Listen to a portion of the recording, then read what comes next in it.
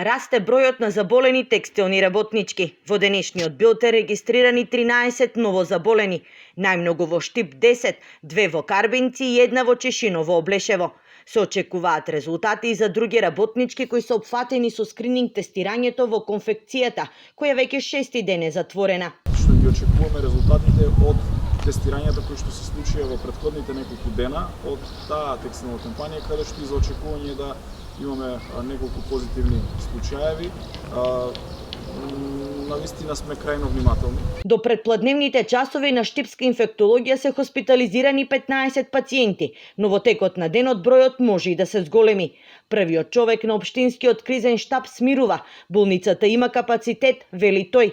Постои и план Б доколку се заостри ситуацијата. Капацитетите во болницата се не се целосно пополнети, но има и план Б и за во клиничката болница доколку се пополнат сите овие, така што имаме резервни простори каде тоа може да се сместуваат луѓе, но јас се надам дека нема да дојде до тоа. Меѓу заболените има и 2 деца на возраст од над 1 и 3 години и нивните родители ќе бидат тестирани. Штипските епидемиолози апелираат родителите да бидат крајно внимателни и да ги спазуваат мерките затоа што децата се најчести преносители на вирусот.